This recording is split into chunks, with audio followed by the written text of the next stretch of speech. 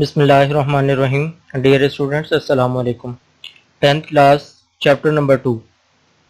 Dear students, جیسا کہ آپ کو پتہ ہے کہ ہم chapter number 2 data type assignments and in put and out put statement کے بارے میں پڑھ رہے ہیں. لاسٹ لیکچر میں ہم نے بیسک لینگویج کا انٹروڈکشن پڑھا تھا. انٹروڈکشن پڑھنے کے بعد اس کے فیچرز پڑھے تھے اور دو ٹائپ جو اس کے موڈز ہیں ان کو پڑھا تھا کہ ڈائریکٹ اور انڈائریکٹ موڈ کیا ہوتے ہیں اور اس میں کس طرح سے کام کیا جاتا ہے. آج کے لیکچر میں ہم پڑھیں گے کہ جی ڈبلیو بیسک میں پروگرام کو کس طرح سے رائٹ کیا جاتا ہے اور سیو کس طرح سے کیا جاتا ہے. آپ کو اسکرین کی لیفٹ سائڈ پر ایک جی ڈبلیو بیسک کا انٹرفیس نظر آ رہا ہوگا. اس کے اندر آپ کو سب سے اوپر جو ٹائٹل بار ہے، ٹائٹل بار میں جی ڈبلیو بیسک کا نام نظر آ رہا ہے. اس کے بعد یہاں پہ ایک پروگرام رائٹ کیا ہوا ہے اور اس کے بعد نیچے اس کی ڈفرینٹ کمانڈ جو ہیں وہ نظر آ رہی ہیں. یہ ڈفرینٹ کمانڈ کس مقصد کے لیے استعمال ہوتی ہیں دیکھ کے آپ کو نظر آ رہا ہوگا کہ فرسٹ جو ہے وہ لسٹ کمانڈ ہے، دوسری رن کمانڈ ہے، third load, 4 save command, 5 continue ہے. پھر ڈفرینٹ کمانڈز ہیں جن کو ہم نیکسٹ لیکچرز میں ڈسکس کریں گے. تو آج کا لیکچر سٹارٹ کرتے ہیں کہ explain the procedure of writing and saving program in G W basic.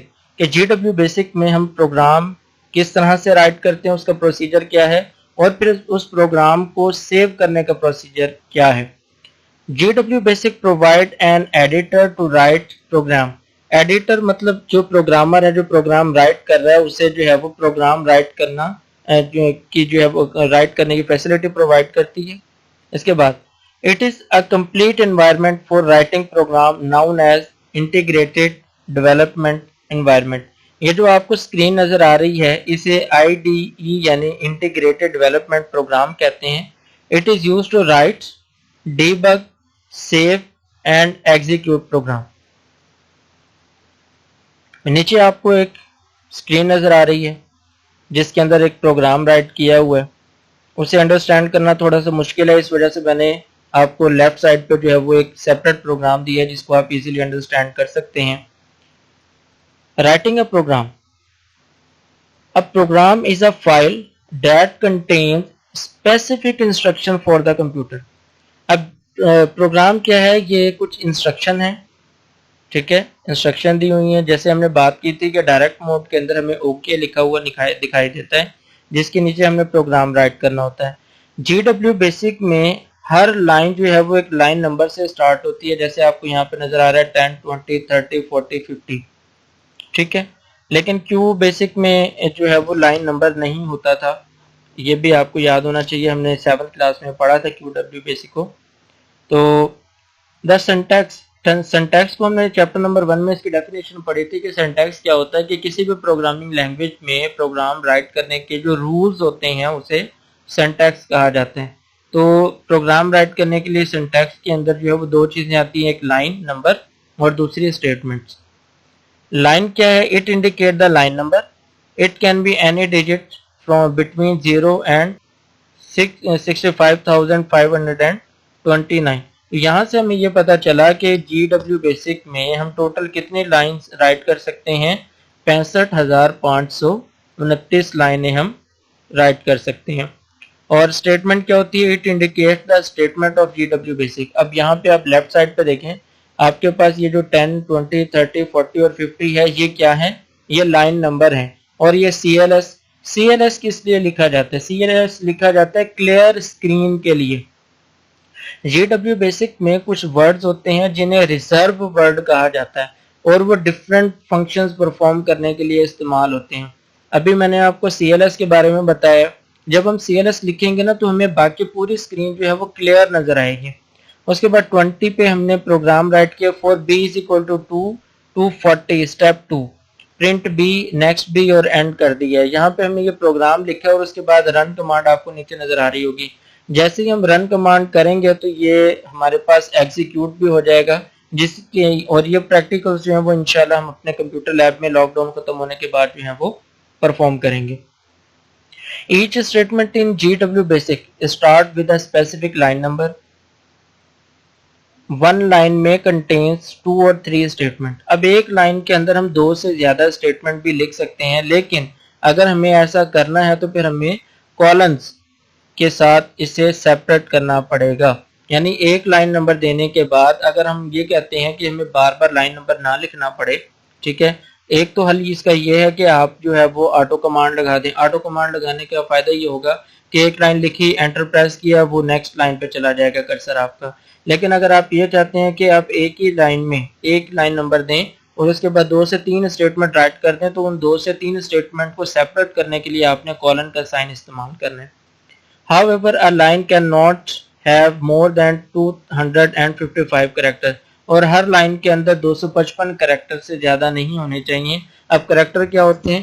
جیسے آپ نے اپنے کی بورڈ سے بی پریس کیا تو یہ کریکٹر ہے, اگر اسپیس دی ہے تو وہ بھی کریکٹر ہے, 1 پریس کیا ہے تو وہ بھی کریکٹر ہے, فل اسٹاپ, بریکٹ, مائنس کا سائن, مطلب جو بھی ٹیب آپ اپنے کی بورڈ سے پریس کریں گے وہ ایک کریکٹر کہلاتی ہے.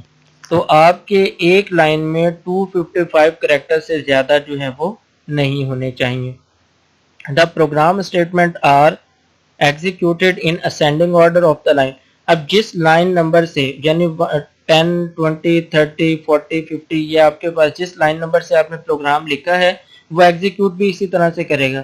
لیکن فرض کریں کہ آپ سے مسٹیک ہو گئی, آپ نے 10 لکھنے کے بعد 30 لکھ دیا اور 30 کے بعد آپ نے 20 لکھ دیا, تو آپ کو پریشان ہونے کی ضرورت نہیں ہے, کیونکہ جو کمپائلر ہے وہ پروگرام کو کمپائل کر کے انٹرپریٹ اس طرح سے کرے گا کہ جو آپ سے مسٹیک ہو گئی ہے وہ مسٹیک ختم ہو جائے گی, اور 10, 20 اور 30 کی طرح ہی وہ اس کو سیریز کے اندر ایگزیکیوٹ کرے گا.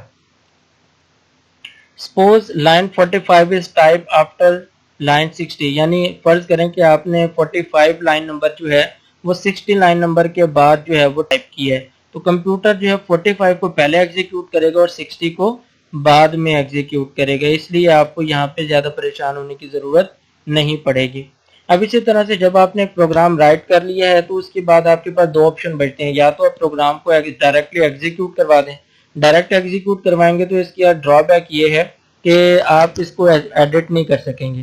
لیکن اگر آپ ایگزیکیوٹ کروانے سے پہلے پروگرام کو سیو کر لیں تو اس کا فائدہ یہ ہوگا کہ اگر ایگزیکیوشن میں کوئی پرابلم بھی آ رہی ہے تو آپ پروگرام کو دوبارہ لوڈ کروا کے اس کے اندر ایڈٹ کر سکتے ہیں. تو سیونگ اے پروگرام ہمارے پاس جو ہے وہ نیکسٹ اس کا پارٹ ہے ہمارے کویسچن کا. اس کے اندر ہم کیا کرتے ہیں کہ جو پروگرام ہم نے رائٹ کیا ہے اسے ہم کمپیوٹر کی ہارڈ ڈسک کے اندر کسی بھی ایک جگہ پہ سیو کر لیتے ہیں اور اس کو ہم سیونگ اے پروگرام کہتے ہیں.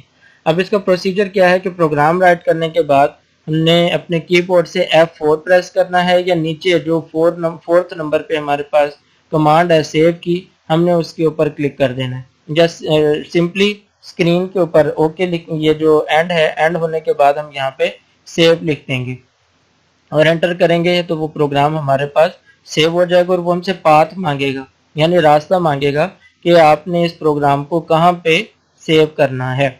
The complete path is typed with file name to save the program on a specific location. جہاں پہ بھی آپ نے اس پروگرام کو سیو کرنا ہے وہاں پہ اس کا آپ مکمل پاتھ بتائیں گے, ٹھیک ہے, مطلب کون سے فولڈر میں کرنا ہے, کس نام سے کرنا ہے, وہ فولڈر کون سی ڈرائیو میں ہے, یہ ساری باتیں. اور اس کے بعد جیسے آپ کو پتا ہے کہ ورڈ کی جو ایکسٹینشن ہوتی ہے وہ ڈاکس ہوتی ہے, پی ڈی ایف کے اندر .pdf لکھتے ہیں, ٹھیک ہے, اسی طرح ایکسل کے فائل میں EXE لکھتے ہیں.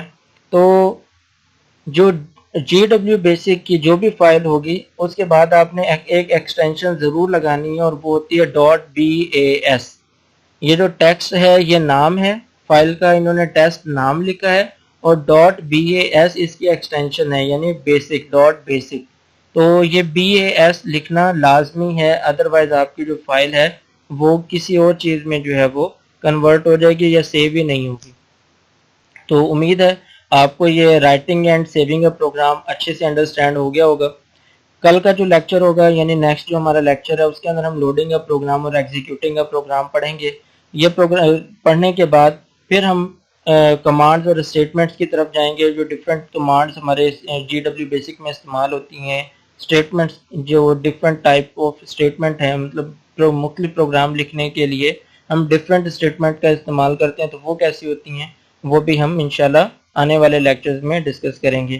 امید ہے آج کا لیکچر آپ کو سمجھ آ گیا ہوگا.